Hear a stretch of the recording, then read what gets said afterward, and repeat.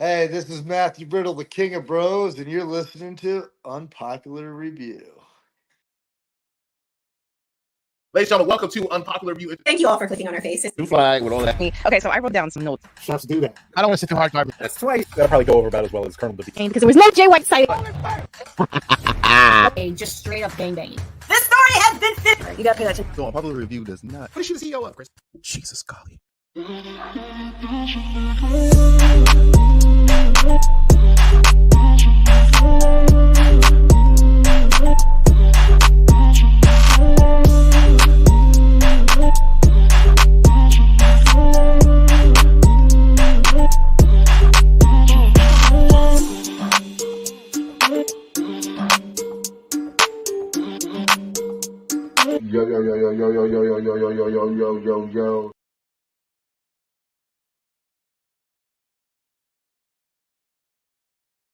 Most outstanding, most sensuous. I can't even think of any other words because I'm so excited about this. I miss you guys. But welcome to Raw Review with your host, Frecklesensei. EC had to take a potty break, so he'll be back after a while. But anyway, we got a loaded show for you guys on tonight. It's a lot of things that we have to cover over, and we got to do all of this before NXT starts because the one, the only, this man will be on NXT tonight. So anyway, first of all, want to say thank you to everybody that always watch us, always follows us, always like and comment and subscribe. Please continue to do that and do so. We are on every single streaming channel that you can think of. We on every social media platform that you can think of. It's not hard to find us, to be honest. So with that being said, we about to get into what y'all like to see, which is some love and wrestling. And what better else yet to talk about love and wrestling with the first segment being freaking Liv Morgan and Rhea Ripley with this whole thing of revenge or love. What is love? Baby, don't hurt me. Whatever. Anyway, biggest take from this was, first of all, everybody should have seen the fact that Liv Morgan was there, definitely, obviously, in the arena. I don't even know why they tried to fool us with saying, oh, Liv is not going to be here. Then why are you here, Dom? Like, obviously, if Liv is there, you're there. Because how in the world Liv be so hurt that she can't be here? But instead, we want to think that you, with a whole black eye, by the way, the black eye was ugly. I don't know who decided to come up with the black eye idea, but that was horrendous. First of all, second of all, I never seen a worse black eye than my own black eye that I had gotten when I was in middle school. So I knew that was just off the wall horrendous. This whole entire take, it was okay. We wanted to see what we wanted to see. We got wanted to see and got out mostly what we came to see. Also, y'all say hi to my other co-hosts as well. But with that being said, we know where this is going to lead. I'm just going to be assuming in September. So, and also it is the start of September, the date I always remember. But I will say with this entire moment, with this entire thing is it's gonna live to bad blood. We're gonna have Liv Morgan, Rhea Ripley. I'm gonna end up going with Rhea Ripley getting back her title. At first I was hesitant. At first I was like, nah, maybe not. She may not. But after looking into it, Rhea Ripley is gonna win the title. I'm not gonna like it because, like I see in my chat, like I see in my bubble, that I said the Flair twins are the real heels. They have been hypocrites the entire time. That all they've done is talk about how they felt betrayed. But you was at the light. You was better than the whole entire Judgment Day in the first place. I really don't understand how we don't understand, and we just love to just ignore the fact and the way that both Damian Priest and Rhea Ripley has been treating the entire Judgment Day since Edge left. Can we talk about that? Can we? Since Adam Copeland left, these two have been nonstop pain in asses. Just gonna point that out. But we'll say that for later because then, of course, Damian Priest comes out. Liv Morgan tries to injure and put out put out Rhea Ripley guest for just today, just for that night. But we'll go into what happens later, and then we finally get our first real match, which was American Made versus Alpha Academy, and it went the way I needed it to go. Alpha Academy is great. Alpha Academy will probably be your next tag team champions. Alpha Academy is that team. What up, Jeff? And I love Otis. And because it is the 3rd of September, I'm sorry, but ain't nobody coming to see you, Otis. I hate that the fact that they made them filler. I hate the fact that, well, I don't hate the fact that, because let's be honest, crap, I can't even remember his doggone name, but Otis is tag team partner. Let's be honest. He's been a filler for Tozawa. He's been like the longest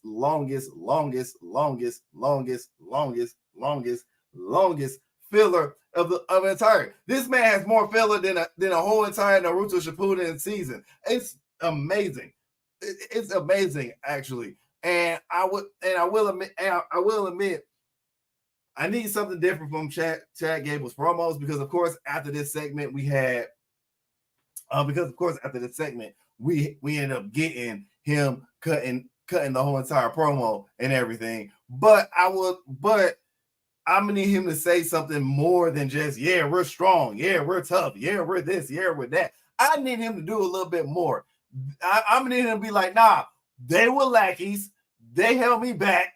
They the reason, like now, like be a heel. If you're gonna be a heel and you left your team and you deserted your team and you got your team, you got your new team, about the other team, you got to stand on other team business. I'm just saying, he's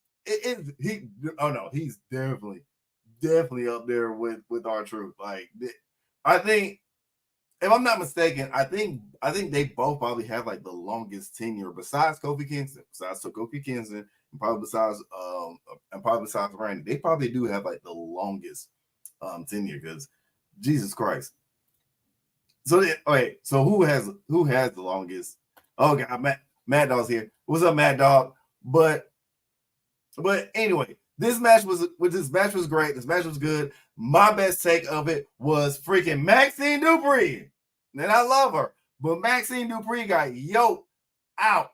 I mean, I thought the yoke out when she got yoked up on the announce table was bad. Nah, Ivy put some extra oomph into that yoking. I promise you. I promise you. I didn't say Orin. I said Orin. I forgot Natalya still.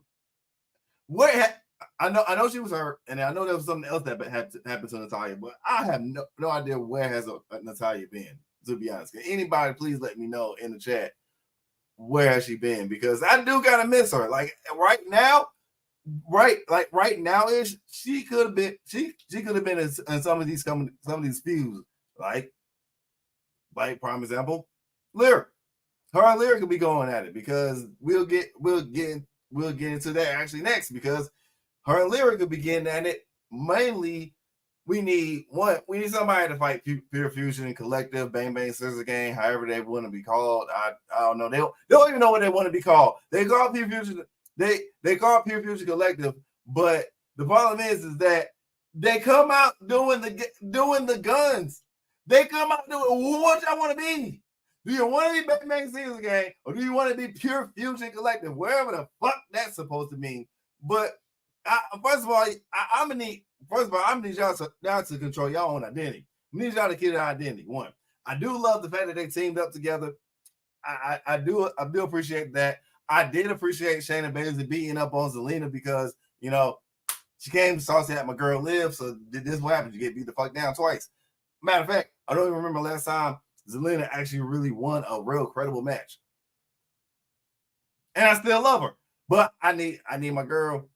I need my girl to do a little something with it. Maxine is definitely getting impressive. I do admit that. I would definitely admit that, Jeff. I've seen the progress from when she first joined Alpha Academy, and how she is now. She definitely has improved way better than what I expected. One, because I personally thought she was just going to be like a manager and that's about it. She's gone from like manager to actual like I'm wrestling. Like I know I'm doing this for real. Who here on contrary to popular belief, who I need to stop getting these L's is freaking Zelina. Jesus Christ, woman. I feel and this is exactly how I feel, Jeff. I feel like and I would have loved the fact that Zelina wins this and then tries to recruit somebody besides Lyra, because Lyra comes in, she tries to attack, tries to jump, tries to help, but gets her ass whooped too. It was just an ass whooping for Yasa for the Pure Fusion Collective. Speaking of ass whooping for Yasas, we will get into the next few other segments, but we'll cut into a commercial break real quick. Let's see which one I want to do to y'all so y'all can laugh at. Guess I'll take it. Guess we'll go with this one. I said I saw it.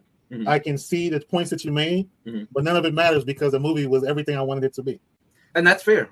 It was nice to see some of these characters show up, but not really be themselves. You know what I mean? Sure. Yeah, well, Elektra was herself because she didn't do nothing in the original Daredevil either. I love that they had Blade in there. Channing Tatum. I did too. I like how in the Void he ages up, even though he's an immortal vampire. I like that. I like how he doesn't in the Void either.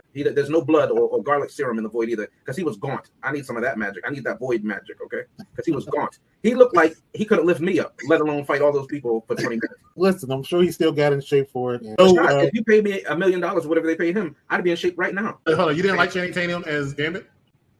I guess I would have liked him if he was actually in a movie before, but he was supposed to be. We were supposed to get reparations. You want to watch a movie about that? The he was supposed to be. That's why they had the line in there. No, I got it. I got the joke. I got it. But I still haven't seen the movie that he was in that made it like. That's why the Blade hit, because he was actually in a movie and he started it all. I just wish they would have fed him during crash services. I like Johnny. Channing Tatum one was a fan service. That was a fan service thing because fans wanted them in the movie. No, I was like, oh yeah, we're gonna I understand how movies work. And salute to you for buying some shares in the movie. Stop clearly, Rashad. Calvarine. I don't see movies just for cameos, Rashad. I don't do that. I spend a lot of money for that ticket. Listen, the thing as a whole was a great fan service movie. All the stuff that Deadpool is known for, they threw it all in there. They blended it up, and it was a great, fun adventure. All right, I couldn't take enough Channing Tatum slander. But like I told you before that in the previous other episodes, that we have a lot of shows for any and every person. We do movie reviews, we do wrestling reviews, and that is a part of the entertainment section of a popular review that you can catch every single week. But like I said, I love those guys. They're funny and hilarious, and they be having some good takes. But we would not take any Channing. I'm about to make a name for myself. Freaking Tatum slander at all. We're just not doing it. I don't know. I swear to God, because for me, y'all know I'm a nerd. Obviously, come on. But anyway, y'all know I'm a nerd. I've been waiting for Channing Tatum to be Gambit ever since the longest time. I like, good God, for like literally the longest time since probably the first Wolverine came out. I've been wanting him to come out. I've been wanting him to show up. And he showed the fuck up. That man was amazing. Elektra did the most thing that she's ever done in any Marvel movie ever. And Blade, he's Blade. But anyway, just like Blade is Blade, petty is petty, and that's what we had in the next segment, because pettiness met with extra pettiness in CM Punk showing up, coming out, and I figured them. Charlotte and Naomi. Okay, cool. Now, like I said, this was also cool, but not really cool because I'm biased because I'm a huge CM Punk fan. Y'all know that anyway. So CM Punk comes up, shows up. He's talking about how he wants to move away from Drew McIntyre, that everything that he has beef with any and everybody else, because Seth Rollins is about to show up and he got to get his get back too. But so we had CM Punk saying, "Oh, I'm going to challenge for the world title again. I'm the best in the world. I need to compete to be the best in the world. The only way I can show people that I'm the best in the world is if I have the best in the world title. He says, yeah, I'm shooting my shot and I'm going to get it to the moon. And then Drew McIntyre kicked his ass to the moon, literally. The amount of ass whoopiness that Drew McIntyre had put on this man, I was trying to call freaking the retirement center because look, CM Punk is 40 years old. He can't be taking no ass whoopings like that for a long time. CM Punk was just injured last night on Raw, but he was already injured from the brutal strap match. Brutal strap match. Ladies and gentlemen, welcome to Unpopular Review. I am THExecutive Consultant late, but I had to eat dinner. That shit was not getting cold. I don't like eating in front of y'all. But a few points I want to mention out. I know you already talked about it. I was listening backstage. First and foremost, I can't wait for the Terrible Two, or Terrible Twins as they call themselves, and the Judgment Day's feud to end. It's going absolutely nowhere with just them beating them down every week. Now, granted, they had the Rhea Ripley thing, but then, well, we saw what happened in the end, and we'll talk more about that later. Maxine Dupree is improving, but they still notice she's very green, and they try to keep her in short spurts so you don't see it as much. But before, it was very obvious and noticeable, so good job there. And I agree with you, the Chad Gable thing. I think Chad Gable is one of the best in the world. I think he's one of the greatest heels. I think he can go on the main event run, but what's doing him no favors is to stay in this continuous feud with the freaking Wyatt Six. They lose every single week. I mentioned this fact last night. Do you know since American Made? This has to be it. This has to be the last match. Since American Made has become American Made, and you've been asking for this for months, they have not won a single match. Yeah. Not one. They lost every one of their matches. Ridiculous. So as a group, yes, but technically he did beat Bo, but he just didn't beat Howdy. So on a technical, ridiculous. On a technical but then after that, where's the Wyatt Six go from here? It's just plus he tries to channel Bray Wyatt too much. Look, I'm gonna say something. I've been saying stuff all day. I've been getting jumped and beat up. I don't care. I'll say it again. I don't like the fact that he only can channel Bray Wyatt in order to get over. His promo yesterday was complete Bray Wyatt. Let it go. If you're going to do something in honor and remember him, that's something. But you don't have to do it completely to the point where it's like, now you're just trying to make money off his coattails, in my opinion. Be Uncle Howdy. If you're going to do Uncle Howdy, be Uncle Howdy.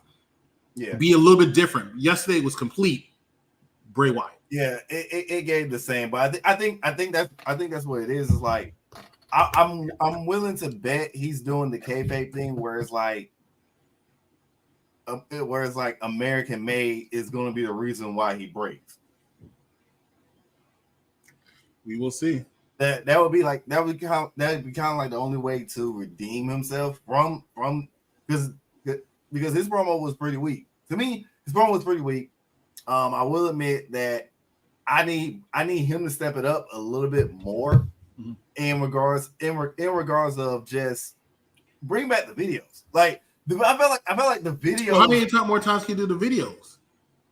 Oh, you can. So the thing is, you can build not every week. And I hate that I'm gonna say this, but if they do end up winning and basically burying American Made at this point. Well, American Made don't have to get buried because they can go on another feud. They'll be fine. That's true. But how many people can really work with the Wyatt Six like that? I'm saying that into the burying this feud because at that point, it's freaking, you get swept. Like, I don't remember last time a wrestler just gets swept. You know what I'm saying? LeBron gets swept. Wrestlers don't get swept. That's all. That's all. But I will admit when it comes to the Wyatt Six, the only next people I could see is if Pete comes back and they jump him or something. Like I think the other problem is that it's just not it's not enough like factions of heels unless they go against Karrion Kross and them. Nobody wants to see that. It's just you paint yourself in a corner when you do some of these gimmicks, and I think WWE needs to realize that sometimes. Supernatural gimmicks except for the Undertaker and Kane to a certain extent, never last long. And even they had to change up a little bit. Yeah. And the Undertaker you saw sporadically in the last 10 years of his career or something like that. That's why I always said Bray Wyatt used to have great promos and great feuds, but the end game never worked out because it's just hard to come back from that. And that's something they need to consider. But I would say this. I've always had an unpopular opinion about his match versus Seth. I felt like that was like the best way to end that match, only because it made Seth lose his mind and lose his mind to the point that he's wearing his wife's clothes in the ring. And then on top of that, it protected. You know it's true, goddammit. You know it's true. But it's not. After that, he became the Messiah. He was poking people's eyes out. Then what ended up happening? After but that was like 2 years after. He poked the eye out because first he was just going around. He was being a heel. He was acting like he was the Messiah and stuff like that. What made him originally snap was the fact that Becky got pregnant. Because I'll never forget the interview. He was backstage. They said, "Hey, how do you feel about Becky being pregnant?" And then he just went stoic. And then at his tag match, he just stood in the corner the whole time. Then he snapped, and that's what he did the thing to Rey Mysterio. He was upset. He had a kid on the way. Why do you keep you trying to make these fathers? I mean, do you remember that? Did you see it? Go back and watch it if you don't believe it. It wasn't in the way that you tried to describe it. It's how it was. Go back. He literally was talking. He literally was talking, and they said, "Why in the world?" He said, "They said, hey, how do you feel about it?" Because it was the same night Becky announced that she's giving up because she had pregnant. Yes, he was. Go back. People, I don't know what's wrong with y'all. Y'all act like I don't know what I'm talking about. I know exactly what I'm talking about. I remember it like it was yesterday. He was asked about Becky giving up the title because she's pregnant. His demeanor completely changed. Then he was on the corner and he didn't do shit for like 10 minutes. And then all of a sudden he snaps. Rey Mysterio got an eye poked out. Go back and watch it. Go back and find that episode of Raw in 2020, 2 Raws after WrestleMania. I'm telling you, he snapped because he found out he is with child.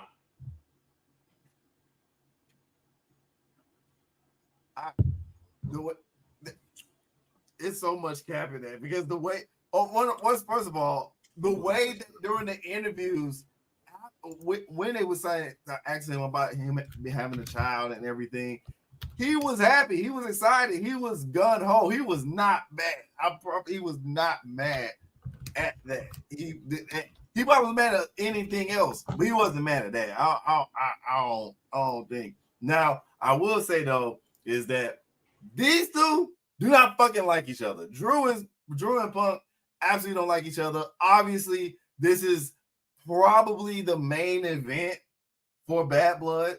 I'm assuming. I get that Cody was, Cody was the one that shot the promo for Bad Blood and everything, but there's no real feud for Cody when it comes to Bad Blood.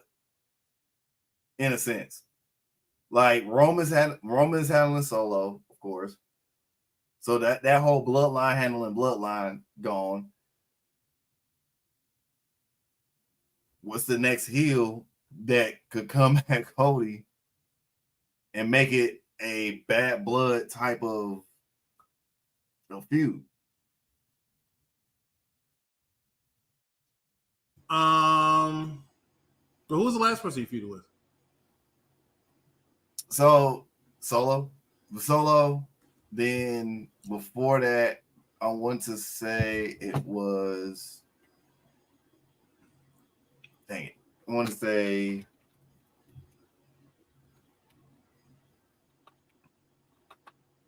Struggling, huh? I am struggling because I'm trying to remember. Joe. We'll talk about Joe in a second. I got some thoughts when it comes to Joe. He wasn't. I got some thoughts when it comes to Joe. We'll talk about Joe in a second. He's mad because he's on the Blouses side of Skins and Blouses pickup games. Joe's a freshman change.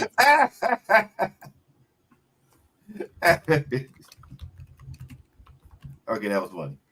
That was. I mean, you laughed. Yeah, that was it. That's really been it when it comes to like main real main real woo, what up, Mike? But yeah, when it comes to main real feuds with Cody, why he has had the title, that's really been it. It hasn't been like a heated feud except for Solo. It's the only feud that's really been heated. It's just been Cody and friends fight for the title. If you say so. Who you think? Because I don't know. I got nothing. And my thing is the problem. A big problem is a lot of your main heels on SmackDown is in a feud within a feud within a feud. So the only heels that's being brought up are kind of stuck in the mid card level, because you got your Carmelos, you got your Santos, you have your, you have these certain different types that they all just give mid card level. They don't give, he could be a main champion, he could be a main eventer champion just yet. Carmelo's gonna get there. Out of everybody, yeah. For main event moments, because you gotta think about it. At bare minimum, and I'm saying like, when it's all said and done for Carmelo, at bare minimum, he's gonna get those 2 titles. I don't think he's gonna get the Kofi treatment at all. I know his size is small. I know that's gonna be a thing, and that's gonna be a problem for him. Is that they're gonna look at his size and everything. And if he brushes up on his mic skills a little bit more, sometimes he be sounding a little corny. He do be sounding a little corny, like he ain't got no wrist, but like the kids would say. But I still would say, he's going to be a better champion than Jinder Mahal. Realistically speaking, anybody is a better champion than Jinder Mahal. Nah. And this is gonna be painful for me to say it, but damn, this is gonna hurt. Sammy getting the title wouldn't do justice. Sammy getting a world title isn't gonna be worse than Jinder Mahal. I feel like there has been things that has been as bad as Jinder Mahal, but I don't think there's anything gonna be worse. Sammy, if he had one, feel like that he would be the one that be on that ranking of who's like your best and worst champions, or like just basically worst views and whatnot. Sammy will probably be on that lower, and it's not because of his wrestling ability. It's not because of how he is. It's mostly because of the chemistry with others and the storylines that you can build upon. It's like how far can we go with the underdog gimmick? See, my dog agreed, but it's kind of like how long can you go with the underdog gimmick? Which I wish I could bring this doggone photo up that I saw earlier, because certain wrestlers be having audacity to talk about, some former wrestlers be having audacity to talk about other wrestlers when them were just a one-trick gimmick. But we ain't gonna name names. Why not? I want to know names. The rhymes with penis. Val Venus. Oh, I did see that. Yeah. Had the nerve to say, and now it's one thing, and I guess we might as well go into that segment as well. But it is one thing to be like, if Sammy was in the locker room when I was in the locker room, they'd be carrying my bags. First of all, I don't remember anybody carrying Val Venus's bags at all when he was there.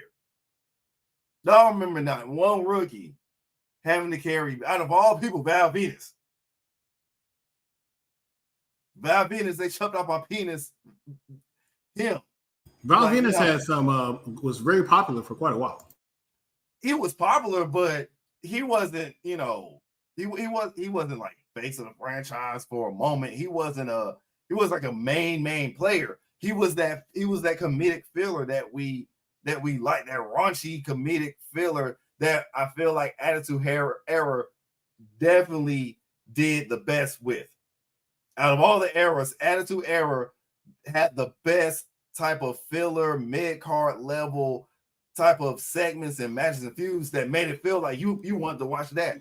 They have it now, though. But, I mean, to answer your question, I know Mike Knox and I did the review show for whatever it was called this past Saturday. And Bash at Berlin. And we were asked, like, hey, guys, who do you think is going to be your next opponent for Gunther? And I said Sami Zayn, right? I wasn't surprised. I'm not surprised. It wasn't surprised. It makes sense because Raw is lacking a lot of babyface talent. And a lot of the talents they do have, I know, is they keep away from the world title feud because they have so many wrestlers that are over now. Hence CM Punk, hence Drew McIntyre, who I think should be the Raw champion. Sami Zayn is a credible threat to him because he already defeated Gunther. But realistically speaking, just like I said, Jey Uso is going to go after that Intercontinental Championship, and they pretty much gave it away. We'll talk about that segment he had with whatever his name is, Braun Breaker in the back. Like, they pretty much just said, "Oh, he's winning now." I mean, come on, that was too heated. It's their farewell tour because they're going to SmackDown, right? Okay. They're joining Roman Reigns, so this is just them acting like they can challenge it, and then they're going to lose, and then it's going to be the end of them, and they're going to go over. Well, see, that's honestly why I think. That's honestly why I think somebody from the Bloodline is going to show up. Oh. No, it has to be Roman or Paul Heyman approaching them, and then see, this is how you build the storyline. They can't accept right away. It has to be Paul. It has to be Paul because Paul was the one. Paul was the one that before he got demolished by by Bloodline 2.0. Paul was the one who, when they was walking by Jay, looking at Jay like, blink twice if you're okay. he gave you the blink twice, and Paul wasn't blinking. That man was crying. This man was crying on the inside. So it has to be Paul. It can't be Roman. Not right now. Roman has to be like the last person that they all agree with. You know what I'm saying? Like they like, all right, cool. Because of course we're gonna have Jimmy and Jay gunning for Tama. Well, definitely Jay is going to gun for them because of what they did to Jimmy. But then when Jimmy comes back, that's when everything happens. But Jay has to get pulled. The only way Jay gets pulled is either Paul, Jimmy, or Tama, screws him over.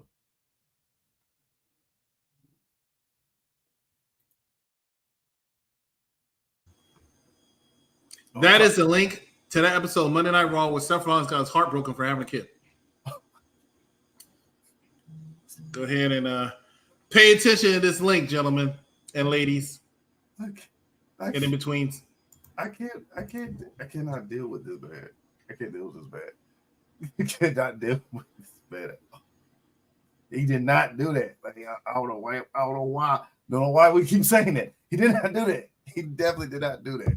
But what also happened, speaking of, because we still have not, well, might as well just pass over. We all know what's going to happen. Like I said, I'm predicting this is going to be your main event. Drew McIntyre, CM Punk, and like a I Quit match or a freaking Hell in a Cell. Most people think Hell in a Cell. I don't think CM Punk can handle being in a Hell in a Cell match. He barely survived that ladder match. I mean, not ladder match, that strap match. Ladies and gentlemen, we're going to take a quick commercial break. When we come back, what makes beaming steaming? Stay with us. You're watching Unpopular Review. Previously on the Mike Knox show. Matches. Amazing. This is one of my favorite all-ins. Last year was awesome, but this year was just as good. And next year, being in Texas, I'm ready to go. Okay, I got friends that went to that go to the Double or Nothings in Vegas all the time. Had about 30. They all in. Had about 30 people on their pay-per-view game. Listen, I'm gonna say this if we all get on Tony Khan. A lot of times, Tony, we know what you be doing in the back of those cars, D. Do you know what I be doing in the back of them cars, D? Yeah, ain't like you back there sweating bullets, man. Okay? You know. Mariah made her friend the program. I was not here to interview her. I know, yeah. That interview. Good for you. You did something that Mike Knox could have done himself. Never saw this one. I didn't pay this girl not a motherfucking never mind. Okay? Like that chick in church that had the extra long skirt with the big glasses. We didn't pay her no attention until we went skating. And if she didn't have the skirt on and the glasses on, you was like... I may actually beat Tony Storm's ass with the shoe is what I actually took notice. And I mentioned constantly, and no, I'm not jumping the shark like Fonzie and Happy Days. Yeah, another old reference. Okay? I'm not like jumping the Shark Tank. But I will say this. I always say a few things. There's a lot of shit, right? One of them is, if you love fucking Trish Stratus, you better love motherfucking Nikki Bella. Because there's no Nikki Bella, they're the same. They're one in one fucking name. So if you want to put Trish Stratus as top 5, there better be a fucking 5.1, and there better be Nikki fucking Bella. They're the same fucking character, okay? And I think Nikki Bella's a better wrestler than Trish Stratus. I fucking said it. Now, you cannot... Hold on here. Is this the barbershop? Is this the barbershop? Yes, it's the barbershop. Yeah. I mean, we can't talk street in the barbershop. Then where can we talk street? We can't talk street nowhere else. You know?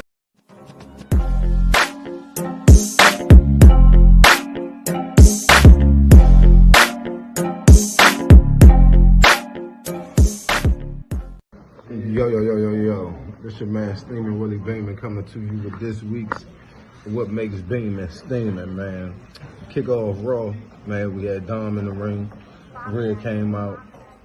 She talked about how he was, gonna win the Intercontinental Championship, but then him and Liv both was gonna have gold. Rhea definitely cussed him out in Spanish and called him something that I can't repeat. I think she called him a but anyway, then she ended up getting caught up in the ring, in the ropes, and Liv Morgan, jumped her from the back and caused her to injure her leg, which is only fitting, but I'm ready for this shit to be over in the championship match now between her and Liv, so Mommy can be back on top.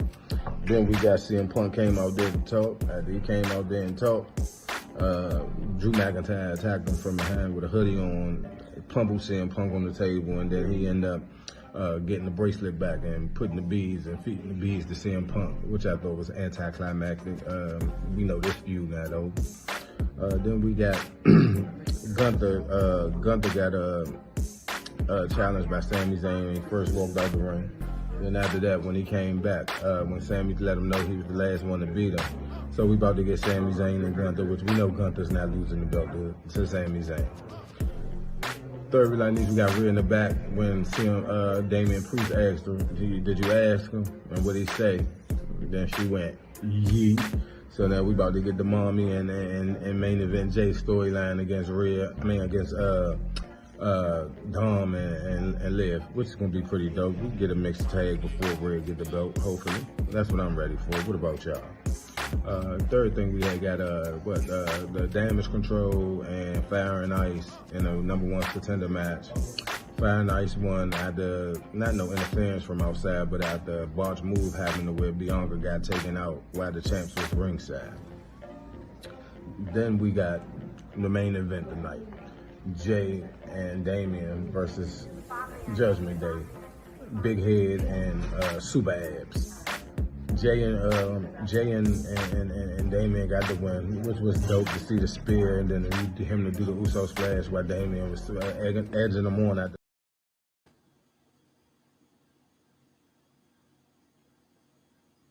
What just happened? But I got some disturbing breaking news.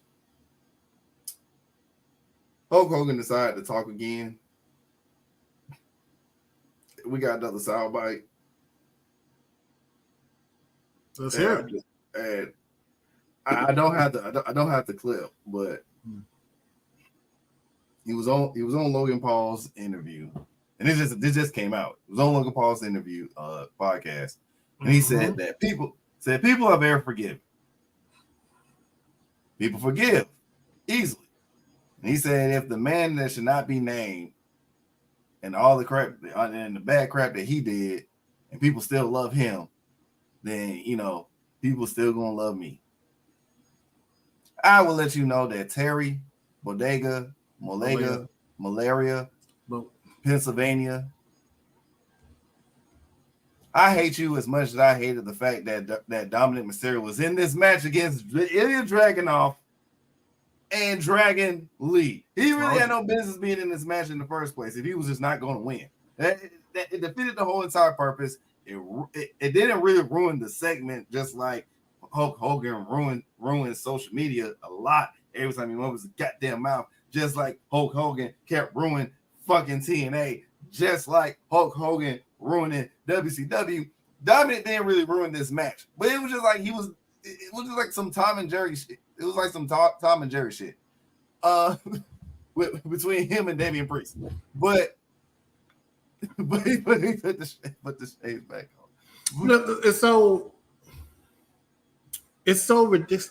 I mean, it's like Damian Priest always just beats up everybody. It's annoying. One man beating up 4 people. It's annoying. It gets old at the time. After a while, like the first time, I get it. He was pissed. He was angry. Blah blah blah. I got angry giant. I'll give Damian Priest this. He is finally over. Is he still a top 5 wrestler on the Raw? I don't think so, but he's finally over. He's not.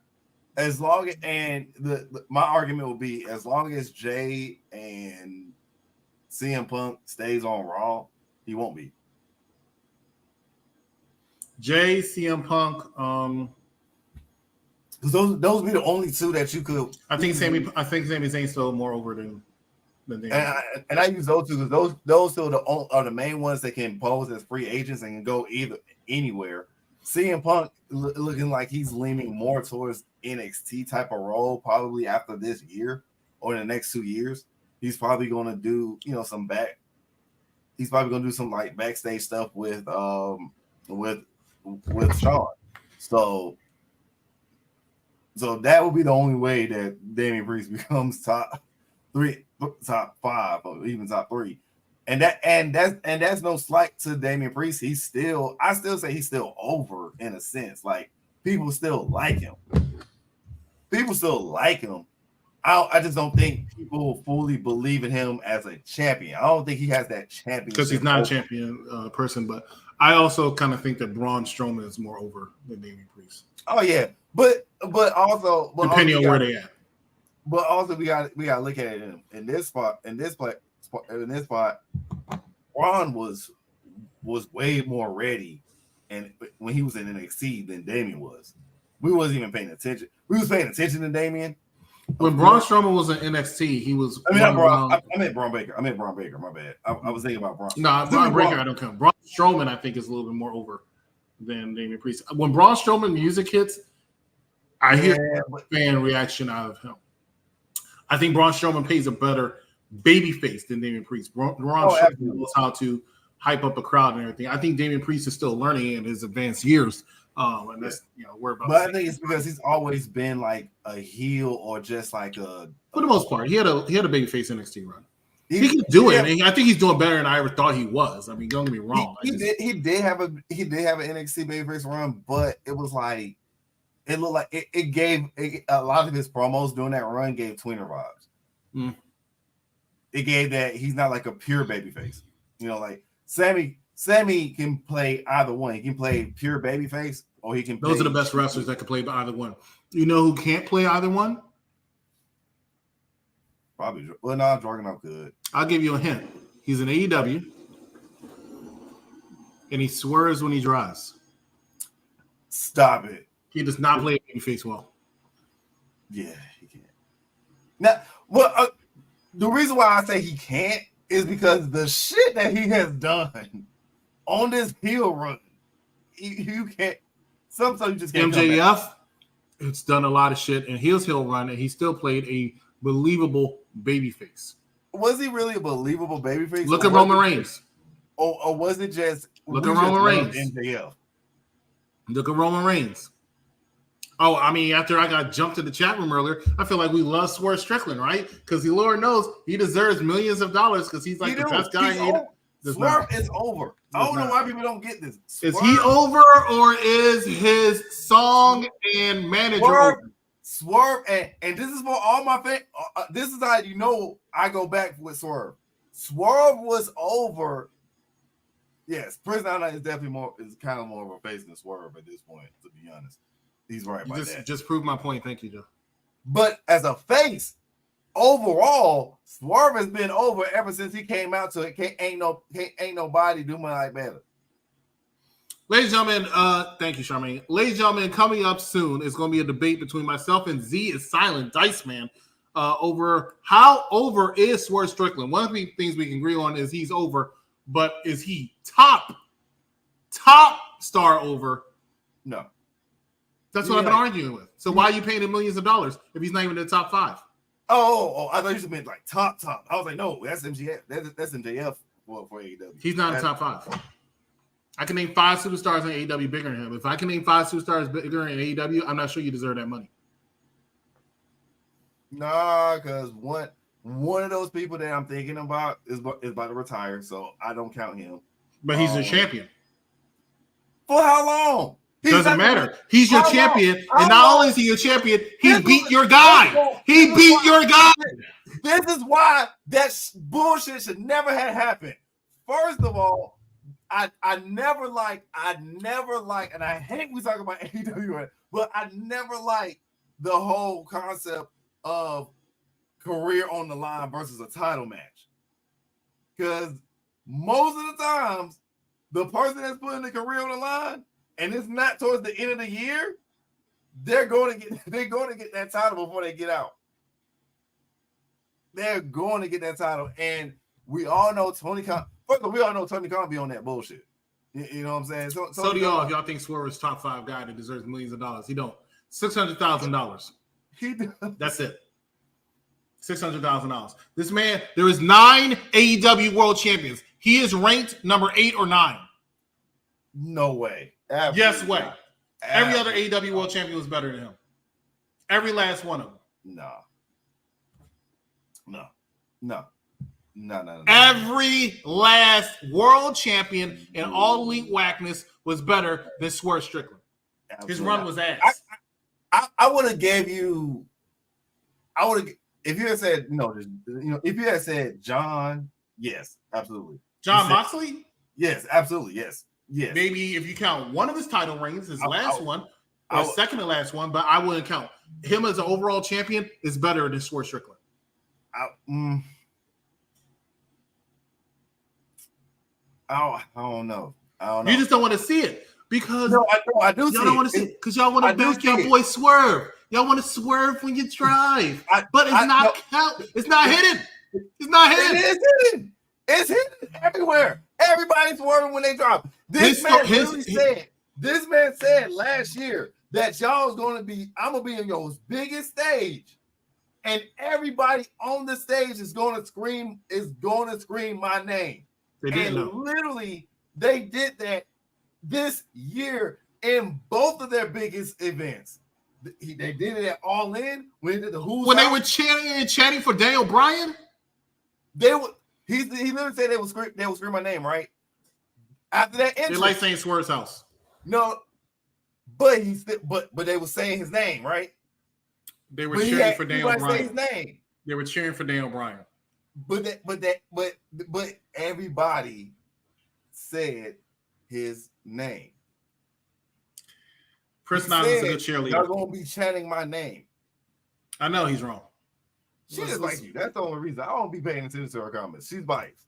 But anyway,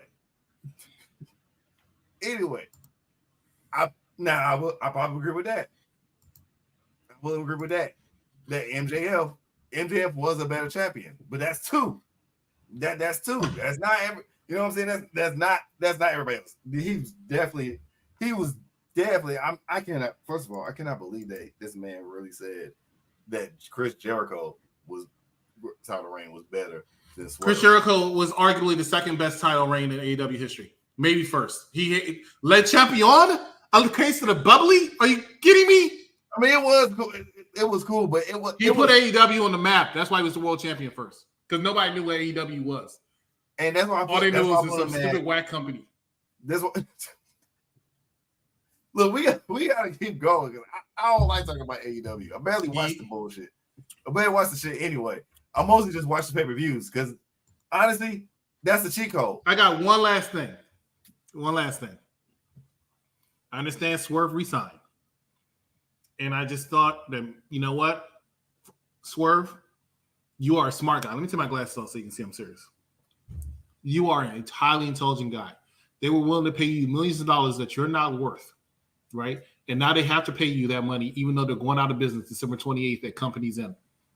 At their last pay-per-view at the end of the year right here in Orlando. And they still have to pay you money. You can go back to WWE and be NXT North American champion like you belong.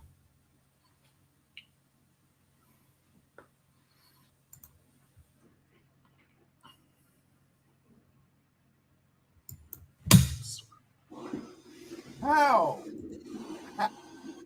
are they gonna go out? I wonder if he knows he's muted. Whose house? That's wild. That house is gonna have a lot of comments after December 28th. Sooner or later, he's gonna realize he's muted. All right, ladies and gentlemen. How am I muted? He's still talking. I don't understand this. Hold on. Are you back? Can you hear me? Nope. What? Sensei and freeze. Chris, when you bring back the UPR championship, right now the UPR champion is Ron. He won NXT No Mercy predictions because he's the only person that picked Nathan Frazier and Axiom to win the tag team titles for some reason. I don't know why they got the titles back. It made no sense, but you know, NXT it was a decent show. The women outshined the men. The men's matches were not that good, but the women matches were pretty good. It's so nice to see Freckles agree with me, even though I can't hear a word he's saying. I feel like you can. There you go. I can hear you now. I didn't hear you. I didn't hear you. See, Jeffrey said it. Sensei froze. I did because the bullshit that was coming, they was saying. But I do agree. The women outshined the men. Absolutely. I absolutely agree with Hey, that. you know who I was impressed with? And we gotta really go because it's 6 minutes. Jada Parker. She's gonna do something special. Honestly, yeah. I agree. I agree. She was the most impressive for me, mostly because I wanted to see how she can go, you know, as doing like a main event for women, like a women's main event match, like on her own, no OT, no OTM, no outside forces, none of that nature, just her by herself. And can she get over? And she won me over. I mean, she won me over with the slap. First of all, like she won me. That's when she won me over. When she did that slap, that was it for me. I was like, oh, this is a bad bitch right here. Like, god damn, I love it. God dang. September 28th, I might make a pit stop in Atlanta the day before. I don't know yet. We'll have to see. You see how good did Jada do against Roxanne? I think she did tremendous. You know, I was good. Hey Jeff, let me tell you, the UPR family, all like 20 of us, they were jumping on me this past week, like Swerve. They got on my ass because I said that Roxanne came out looking like she was Liv Morgan on Sunday. I don't know what's going on, but if anybody saw NXT No Mercy, I agree with that. Thank you. If anybody saw NXT No Mercy, look at Liv Morgan. Not Liv Morgan. Look at Roxanne Perez's entrance and tell me you didn't see a little bit of Liv Morgan from her. I agree. I can agree with that. It was like watching my homegirl shine. All right, fuck it. We own this network. You can go a little longer. See what's up. All right, so we got a match I don't give a fuck about. But what match is that? We can talk about briefly. No, unholy union versus damage control. And yeah, well, hey, you can't talk about that match. I'm talking about that bump that Kyrie Sane took. Did you see her face and her eye? Yeah, that was ugly. That was like the highlight of the whole entire match. That looked like Seth Rollins found out he was having another child and decided to interfere in that match. Look, that were great. That was great. I was surprised the Unholy Union Triple H. Let me take my glasses off so you can see how serious it is. Stop trying to make the Unholy Union a thing. It's not like I don't get it, man. You gotta let it go. I've always talked about he has such a soft spot for his NXT children. I get it. They have not clicked in the 2 years they've been on the main roster. They have never clicked. You gave him the title. I thought it was sweet. They didn't deserve it, but I thought it was sweet. But then to double down because you didn't like the fact that we called you out on it, you had to give him a long title run because you were saying this is what the fuck you got. And hey, the way I give him a long title run, I'm not even going to have him on TV for a month and a half. They're just going to appear on Titantron from time to time. They put Blair Davenport in there just to prolong it. But they finally they couldn't take it any longer. They finally lost titles. Are you about to give them another rematch for them to lose again? Don't do this. Go ahead and let them break up. Because Alba Fire brings that fire. She can do it. And the other one, Isla Dawn, I see character. The Dice don't like her. I see a good character out of her. I like them separate. I don't like them together. Yeah. But it's time to go. Thank you. When you watch NXT later today, hopefully I'm backstage. Please say that because I got jumped all over. Oh, how dare you? How dare you? How dare you? Your takes are ass. Bro, sis, I know what I'm talking about. I'm not always right. I know that. And yes, I did say Liv Morgan used to suck. Okay, fine. Oh, the executive contradiction. I'm allowed to change my mind. Y'all just said Maxine Dupree improved, right? Liv Morgan used to be ass. I don't care what anybody says. She was boring. She had the worst. She was not as ass as people was making it seem. She had the worst world title reign in the last 5 years. Name another world women's champion in the last 5 years that had a worse title reign than her. I dare you. You're not going to find it. I dare you. But Go ahead. I'll wait. I don't feel like hers was bad. She didn't face nobody. She faced somebody. She faced Ronda Rousey. Her reign was bad. It was boring. Yeah, but that's what she faced. She really faced no real person. That's the problem. And I definitely y'all keep making excuses for these people. Liv Morgan became interesting because she owned the crap and she got fired. I'll take that back. And I do like her. I do like her personally, but Ronda Rousey's title reign was worse. Her second reign. Okay. Her first title reign was actually very good. Her first title reign was amazing. Like for real, I think Ronda Rousey's second stint in the company took her down a little bit of how, because before that I used to say she low-key could be a GOAT. Like her first year was up there with her angles, was up there. I know he's not popular, but Alberto Del Rio, up there with Brock Lesnar. Like her first year was really, really good. It was top tier. It was what what I expected out of her. It was what I was expecting. I think the second one, and I don't have any evidence or proof of this, okay? I don't have sources. I'm not Mad Dog Kelly. But her second her second run, I think, was marred by the fact that she doesn't get along with a lot of women backstage, which is why they put her on SmackDown, and they kept her away from a lot of people on Raw. Del Rio had bad guy Jack. I know Del Rio is not a popular guy because of the stuff he did with Paige and all this other stuff. But his first year, his first 2 years was an impressive wrestler. His first night, he beat Rey Mysterio. It was impressive. He won the Royal Rumble. Is that He co-main evented WrestleMania. Like he won the Money in the Bank. He won the WWE Championship. What else did you want him to do? He had a fantastic year. And his biggest accomplishment yet, he had me wearing a scarf for about a year. No, I used to go around saying, Alberto!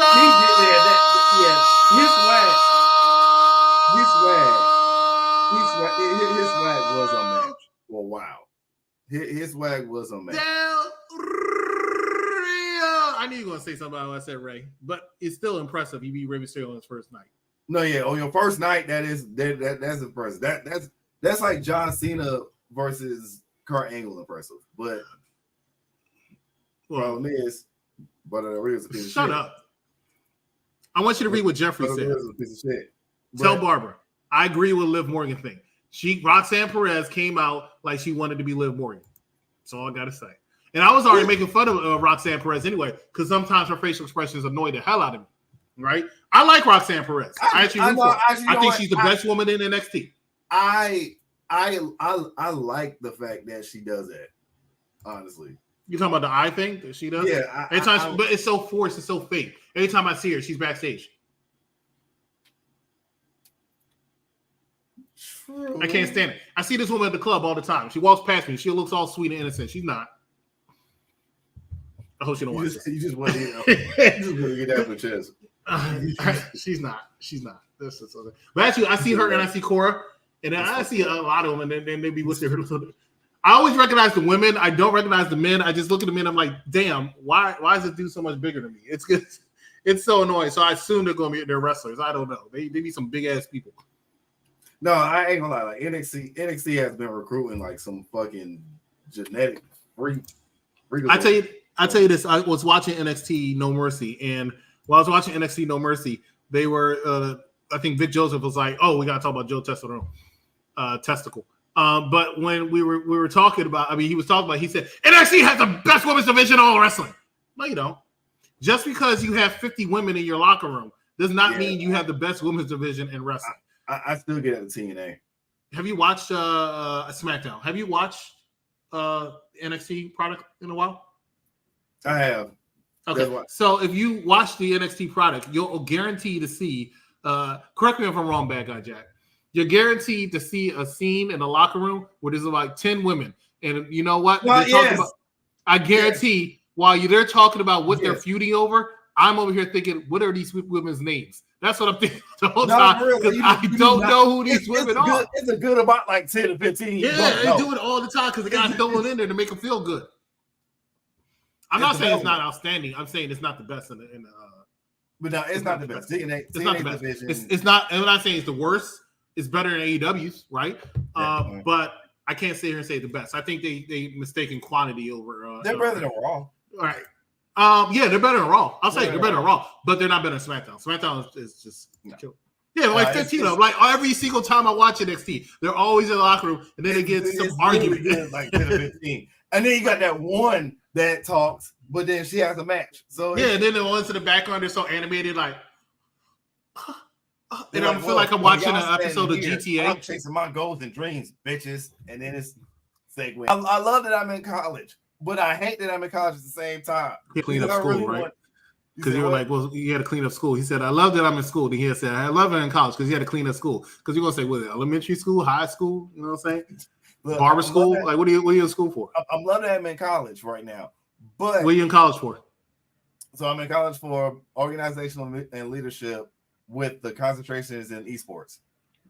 Okay. I don't know what that means, but I heard leadership. So that means that he's going to take a more leadership role in Unpopular Review. Good. We'll talk. Go ahead. Fun fact. He actually joined UPPR. He's going to be taking over for me starting next month on Thursdays. Good job. Hey. Yes. I can finally get off that. I feel like Michael Cole. I did. I used to put it in the chat. I don't care. We're off the rails here. Right? It's Bad Guy Jack will say we're all over the place. I was putting in the chat every week faithfully for $2. Anybody want to join Thursday? C-buys. Everybody says, fuck you, motherfucker. I like these motherfuckers. Nobody can take on Thursdays for me. First of all, nobody said fuck. Not one person said fuck. But you know what? Have you ever you call somebody? Have you ever heard the phone ring like two and a half times, and then you hear the person you are trying to or you've called? Have you ever heard that? Yeah. What did they do? They hang up.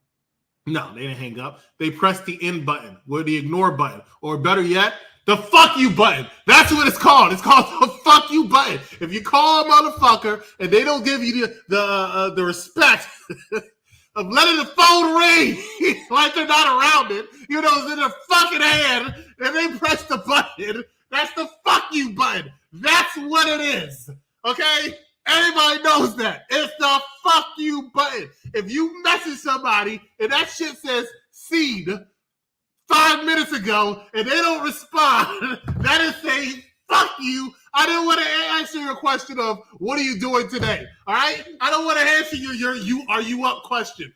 It's fuck you. All right? Let's just call it what it is. I'm sorry. That made me hot. Or act like it's not the fuck you button. It's not the fuck you. I said, does anybody want to join Thursday so I get off? They said, oh my God. It was like Damian Priest coming out when he first won the world title. Nothing was said, right? I was like, God, fuck you. Damn it. I was trying to find a song. You feel me, right? You feel me? I was trying to find the Zoom. But just like how you now we can't hear fuck you to Damian Priest. Oh no, that's me this time. That's me. Sami Zayn said fuck you to Gunther. All right, I'm back. Sami Zayn said fuck you to Gunther. and said, I'm coming for that title. Now we know damn well Sami is not being Gunther this time. Gunther needs to be strong. Gunther needs to be powerful. Gunther needs at least until WrestleMania top of run. At the least. I dare say SummerSlam, but they have too many people on Raw. That's too many. Yeah, it's too many.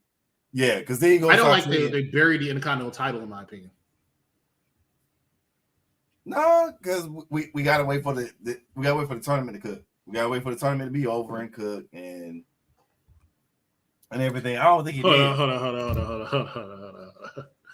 What do you mean? Why I didn't tell you you need? I put it in the chat room that I wanted off Thursdays because somebody joined, and you hit me with the scene by, or better yet, as I said it before, you hit me with the "fuck you." Right? That's what it was. You ever heard that song? Fuck you and fuck her too. Like that's what y'all did every time. Come on, man. He might lose it before that because I still think Seth Rollins, CM Punk for the title. Yeah, see it. Yeah, you know. Oh yeah, we definitely. You know the bitch asses see it. You see it on your phone. You on your phone. You message somebody and it says, "Hey, if you have your iPhone, that's the one thing your iPhones do so great. Not that Androids don't do it too, but your iPhones definitely shows you the scene by, right? Or better yet, you want to hear a real fuck you, Jeffrey? Here's the real fuck you. Stop me if I'm wrong. Have you ever messaged somebody and then they seen by it? Then you see the 3 dots. Oh, and then they stop. And then you put the phone down and you're eagerly anticipating like it's Christmas. You're like, oh, okay, what are you going to say? What are they going to say? Then you go by, seen by. No dots anymore. They were about to type to you, then they stop. You know why? Because it's that's the worst one. Fuck you and fuck her too. That's why. I agree. I honestly do agree. That's probably the worst one. That's hands down the worst. Mm-hmm. That's disrespectful as shit. That's why I always try to answer. I never do that. I never do that shit unless I really hate your ass. If I hate that shit, if I hate your ass. No one heard that "Fuck You" song. We only claim Camerons. No, no. Everybody heard. Everybody know that "Fuck You" song. See, you know look, I'm from Atlanta. CeeLo Green. We never knew. CeeLo Green had a good ass anthem for every man that's ever been heartbroken, has ever been betrayed, played with, played against. No Diddy because I know they came out wrong. Any type of betrayal that a man has went through with a fucking woman, that song was for us. And that song even made a music video. And that song was even on the Daily Show. That song was on Colbert Report. That song was over. That song was almost more over than y'all's one and only. All right. Let's get deep down into it, right? Because I'm not allowed on NXT, so I can't talk about NXT. I'm not allowed on NXT show. I'm not allowed on AEW show. You know why? Because they don't want to hear the truth. And here's the truth. Joe Hendry's mid. All right? He is mid. Say his name and he appears. Yeah, he's entertaining by that. He's also entertaining as far as when he has these diss songs. But have you seen his wrestling matches? They are right. The seen and unseen ignore be crazy, right? Fuck you. Nah, I can't be on NXT. I can't be on NXT because y'all have some that's real to me on NXT. I'll just say that. So my thing is, of course, the only reason why I like Joe Hendry is because of the song. There's not a slight to his wrestling ability because I have been watching him and he's been good. He's at a good position of where he can get better. He has a song that goes over. Who else has a song that goes over? Even though he Swerve when he drives. I was talking about HBK, but yes, Swerve when he drives. But once again, Swerve everywhere. Swerve good. He found a way to get over. And granted, his music, his song choices was it. I mean, he had Shaka Khan. Yeah, Khan. He came out like that's some over shit. But I will say that Joe. I don't get the Joe Hendry hey, I don't hate him. I actually see why people like him. I'm just saying, honestly speaking, he's just an entrance. Yeah. His mic skills are not that good, right? And his wrestling ability is not that good. And that's why it's I say, okay. Like, that's why he's just entertaining. He just entertaining. I think that's why I like it. But that's why I'm glad he's at where he's at, because now you in a place where you can sharpen your skills, and especially with them moving soon and everything, he can really develop, because he's like the only one out of like the whole NXT TNA partnership that can just continuously go back and forth. He's there all the damn times. You might say what's his name, Zach Wentz, but does he really count? I think TNA's not getting good service, because I don't think the biggest star they've ever had on TNA since they had this, if you don't count JBL, is Wesley. And I feel like somebody big needs to go over there. Even that he wins, but he need to go over there. Oba Femi. All right, so I'm gonna say I don't give a fuck about the Meltzer rating. I don't give a damn about no technical matches. I don't give a damn about promotions. Fuck all that. I want 2 dark-skinned motherfuckers. So here's the problem with that. And I'm not saying this is going to happen. I'm not saying this might be considered a wild take, but I'm telling you it's a possibility. One thing about Triple H's booking, and I'm very critical of Triple H's booking, is that when he makes a plan, he wants to execute that plan the way it is, right? Odyssey Jones was let go. I'm letting y'all know that it's confirmed. He has been let go. Okay. Yeah. He was going to be a part of this Xavier Woods, Kofi Kingston thing. Yeah, that was gonna be good. WWE likes to stick with the original plan. So if somebody has to go due to injury or something else, they just throw somebody else in there that has similar features. Do not be surprised if Oba Femi all of a sudden shows up and is with the new thing. He says he's going where? If he ends up with the New Day next week. No. Don't be surprised. Don't be surprised. Triple H just plug people in and say play the part. Okay? No. Stop. There will not be. I hate to use any of Freckles.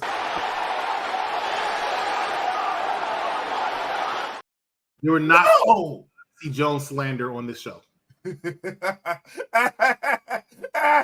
I'll put that shit back up.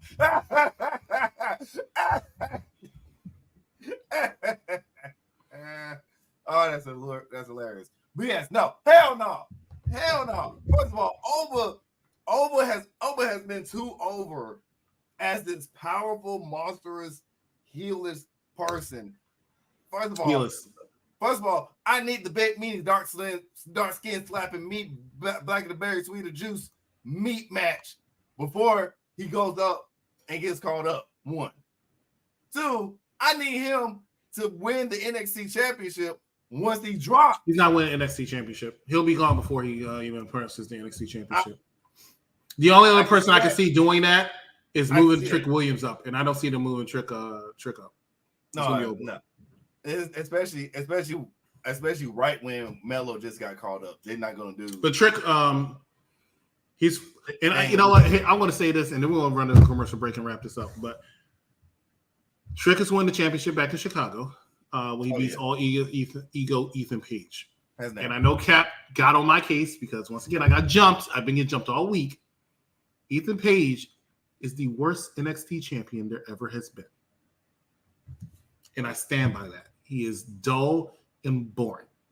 Ladies and gentlemen, we'll take a quick commercial break. When we come back, we're going to wrap it up because we want to watch more NXT. Stay with us. You're watching A Popular Review. So Damian Priest hasn't made anybody. You know why? Because he can't even make himself. Damian Priest is hot right now. Bro. He's hot. Where? Where do you see he's hot? He's not even. He took off the glasses. New York, Puerto Rico. That's because he's representing the hometown. Do you know New York is only 12 million people in the metropolitan area? Well, 20. But there's 310 million people in the United States. And he possibly had a match of the year in Puerto Rico with Bad Bunny. Last year? A memorable match. Yeah, I was there and I was playing this match. He made Bad Bunny. Bad Bunny made himself. I like that. What was that? That's how he talks. He didn't even sing that song.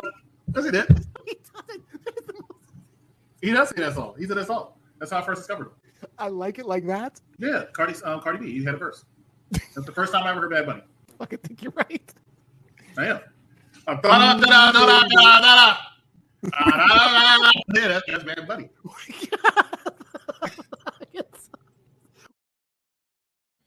That is UPR Shorts, myself as well as Big Daddy Cool. You can watch us on TikTok and YouTube Shorts, but he can never say that song right. I'm gonna need you to. What are you talking about? I sang the song perfectly fine. That's exactly how it goes in the video.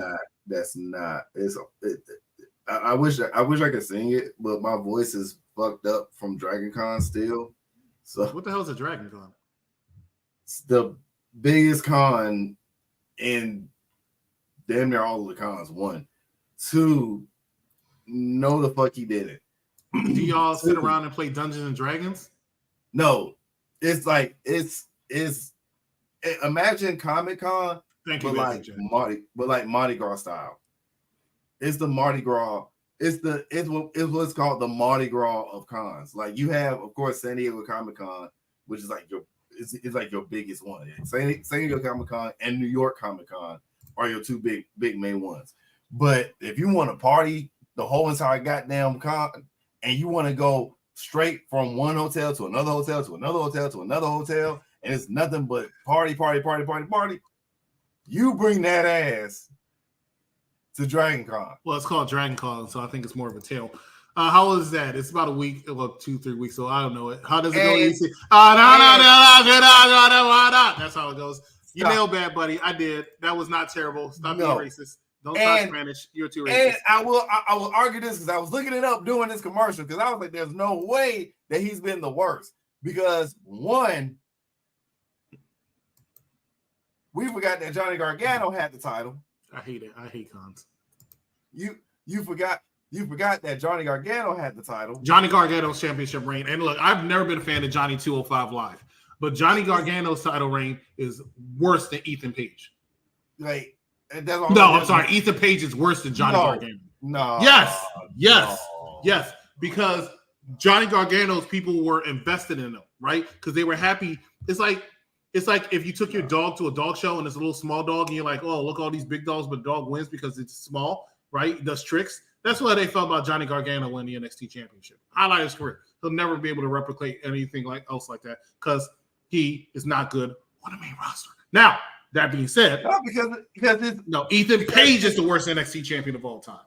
Worst. Thank you, Mike. Thank you. Ethan Page, all ego. Johnny is literally the worst. He should not have gotten. I understood why they did it, but they did not. And I understood that they needed the title to make that feud more hated and more prestigious. They wanted to relive Triple H and Shawn Michaels feud, and we birthed it for Tommaso and Johnny. You didn't need that shit for the title. That was one of the only decisions I never liked out of NXT. Yeah, you can't sit here and say he's a good champion because his name is cool. I like his name too, All Ego, right? Yeah, I was about to say that the All Ego is pretty cool. But he sucks. He's not entertaining. He's dry as hell, right? His wrestling ability. This is how bad. He just has dry humor. That's the problem. This is how bad he is. He gets the least crowd reaction in an NXT where they cheer for everybody. That is true. They do cheer for everybody. They do. And he's your champion?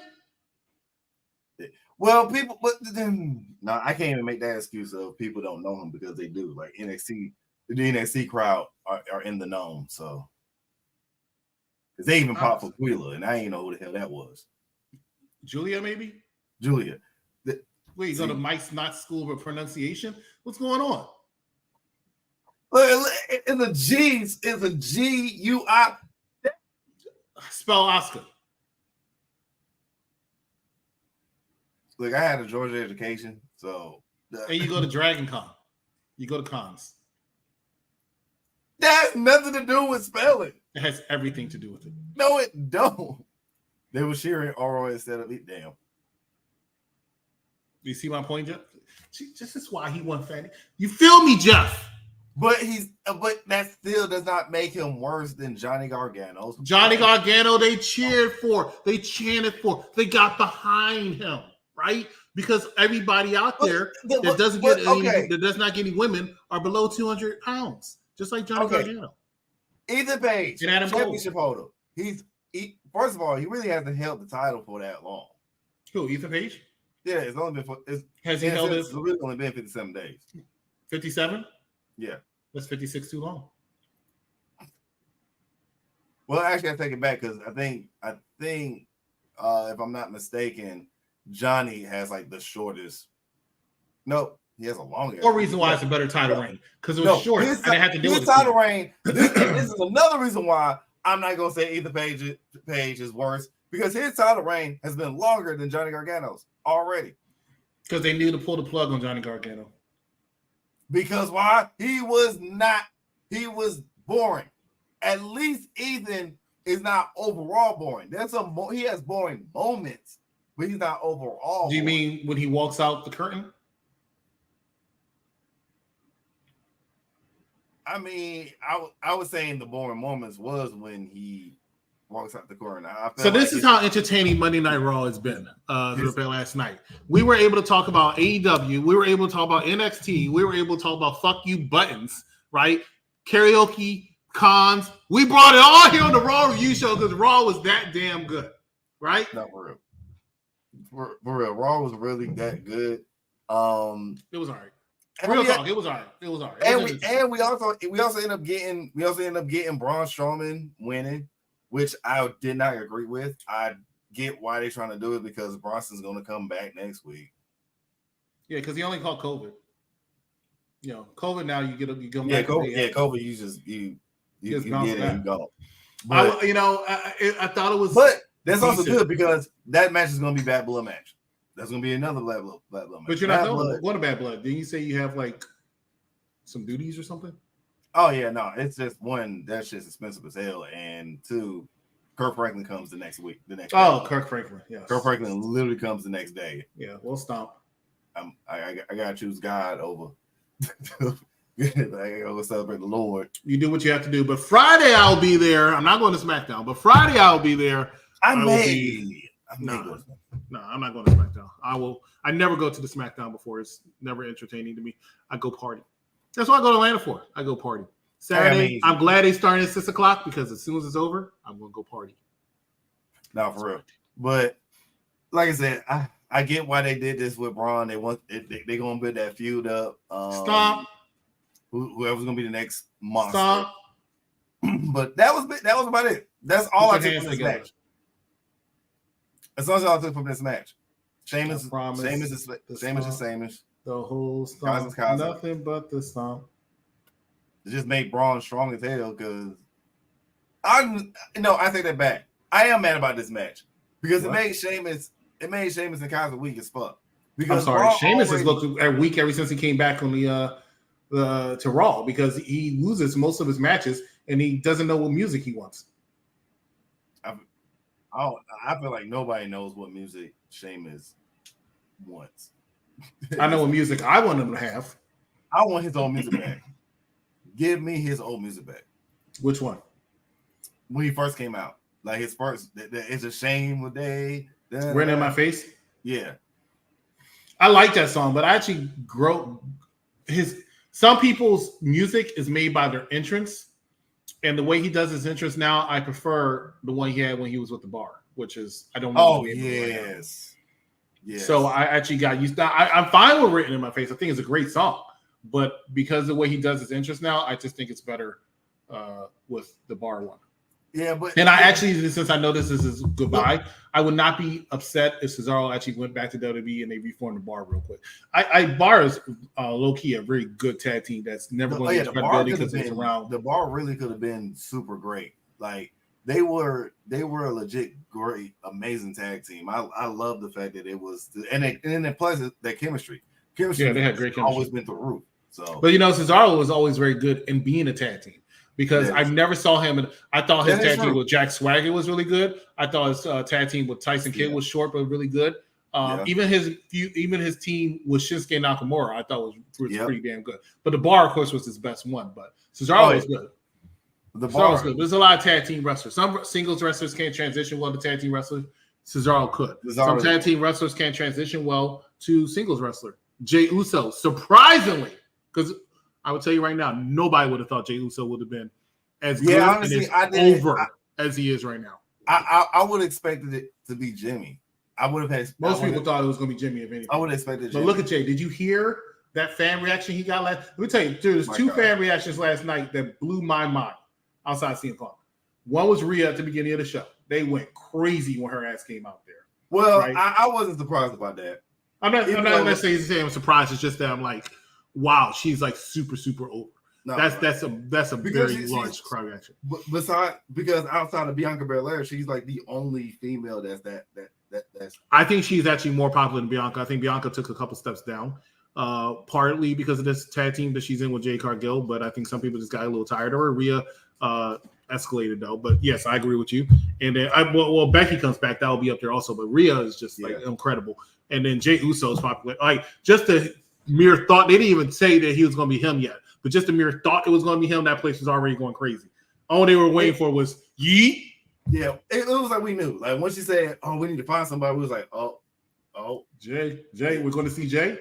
And you know, a lot of times you want to talk about just interests, and this is what I'm talking about my roommate. We really got to go, but it's 8:30. Jey Uso's entrance is really great. Like super over. Some people will start cheering just because they know they're going to see a Jey Uso entrance, and it's really important. And that's I knew it was. Okay, 10 more minutes. Joe Testicle, Raw's newest play-by-play guy. How do you think he did last night? He did what I expected him. Like I'm a football fan, so I know how. But you're a Falcon fan? No, I'm a football fan. Soccer? American football. Well, both. Actually, I am a fan of soccer. I am. Who's your team? So before we had an actual soccer team, it was LA Galaxy. But then once we had a soccer team, I went ahead and was just like, you know what? I root for my own hometown team. It's one of the only few hometown teams that I root for. So I root for them. Now, if you want to say international, it's not USA, but it's definitely not. It's Barcelona.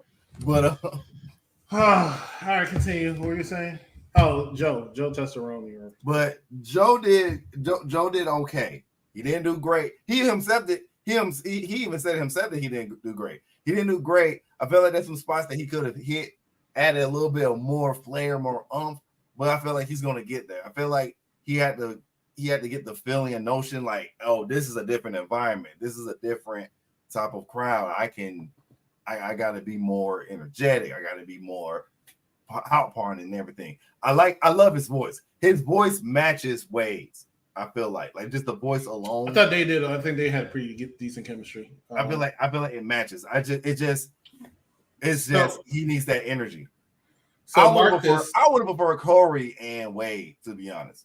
No, I didn't like Corey and Wade. I didn't think they had very good chemistry. I think they were fine. They didn't annoy me and they didn't bore me. But I don't think they had chemistry like Corey and Michael Cole or Michael Cole and Pat McAfee. Now, yeah. That being said, or Michael Cole and Wade Barrett, because honestly, I don't think they did a bad job either. I think Wade's very, very underrated and good. I was wondering why he would move Michael Cole to SmackDown when he's going to Raw when Netflix comes back with Pat McAfee, right? And then Joe's going over to SmackDown with Corey Graves. So what does that leave Wade Barrett? And then I remember a couple weeks ago, Wade Barrett said he's actually ready and thinking about getting back in the ring. And I think it's what's going to happen because he's been really intertwined in this Drew McIntyre. He did just took a mini bump. Mm-hmm. This is a second mini bump that he's taken from Drew. Mm-hmm. I think he's going to get back in the ring, and that's how they can solve that problem.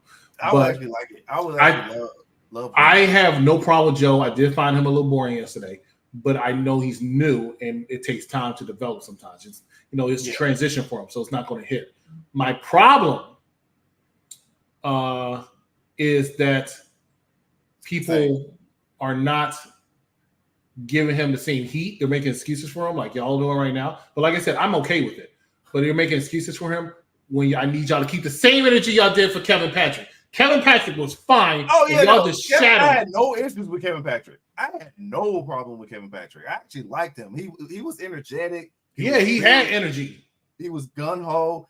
I loved it. I love it. He showed expression and emotion. I don't know why people did not like him. Made no sense to me. Could not stand it. Just and like, I never I will. don't know why people. I thought he was fine. I like the fact that he didn't sound like Michael Cole and everything like that. But yeah, he always did. He sounded like he was having a good time. He sounded like he watches and enjoys the product. He always had emotion and energy behind him. What the hell did he do wrong? I just don't understand. Was it his face? Was it?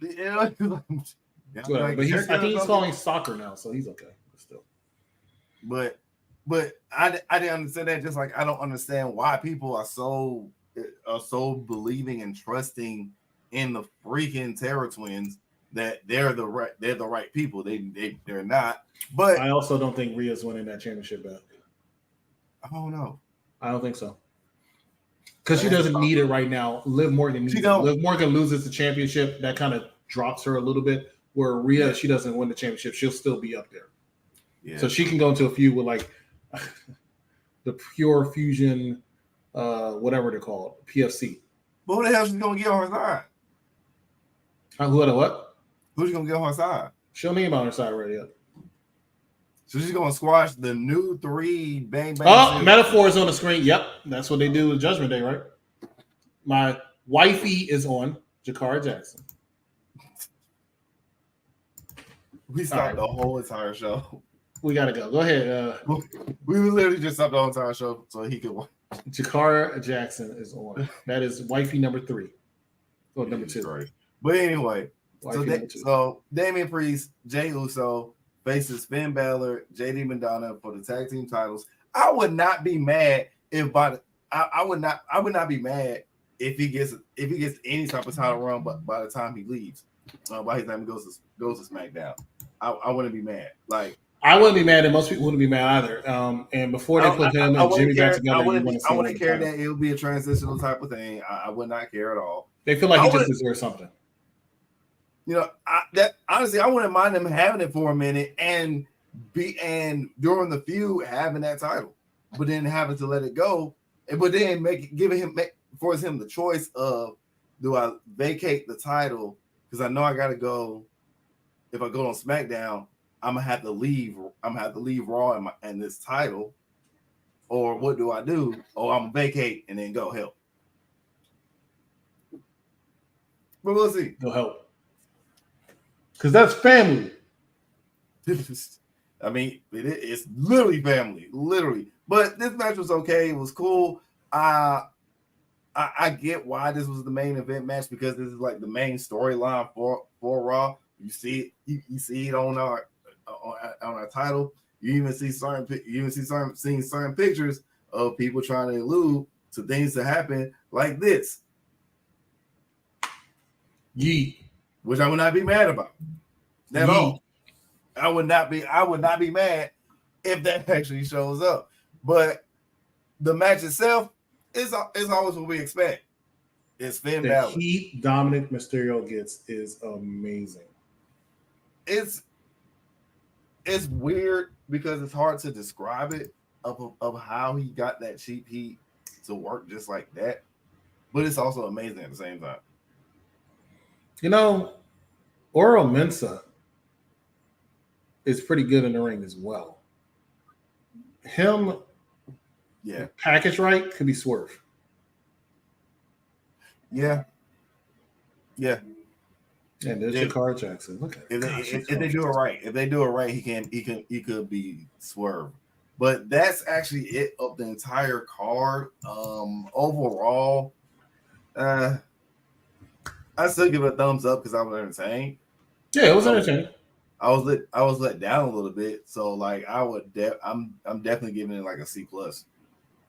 Yeah, I guess it's B minus C+ for me too. Because intro match was okay, but your intro match has been a filler for the White Sick type of thing for the longest, and then your main event match felt like another filler match. But I understand because you don't have like your main top players fighting fighting or wrestling. It's mostly promos for them. So it was okay. Okay. Let's go. Doggone it. I went to the wrong freaking thing. Lord have mercy. I'm trying to see my other baby mama. But just like me having multiple baby mamas, there are multiple shows for each and every person of UPPR that we have something for everybody. We have the Mike Knox show on Mondays at 6 p.m. You have us on Tuesdays at 7. You have the NXT review and results show that's coming up in almost 20 minutes. My God, that is how long we An hour and 20 minutes. An hour and 20 minutes. We have been on here. That's long. Oh yeah, an hour and 20 minutes. I keep forgetting that's been 2 hours. But still, good God, this is how long we've been talking. I'm running out of brain stuff. Then we also have AEW Dynamite on Wednesdays. We have the top 5. I don't know if we're doing one this Thursday. We have a debate this Thursday. I may be watching it. I may chime in on it. And then we have SmackDown on Saturdays with the SmackDown Penitentiary. That is Dice and Victor Jr. Like Mike Knox like to call him. But that is it. Why is it gone? Why is it not gone? There we go. Cool. But that is it from my end of the spectrum and everything, because I do be actually on it. And but you got anything to say before I say fuck Hulk Hogan? I already said it. But anyway. You already said it. No, that is it for us. Always a pleasure. Please make sure you like, love, and share this to all your wrestling timelines group, and join us here again in about an hour and a half for NXT Unpopular Review. Let them know she came out looking like Liv Morgan. For Frecklesensei, I'm the Executive Consultant. We will see you right here next time on Unpopular Review.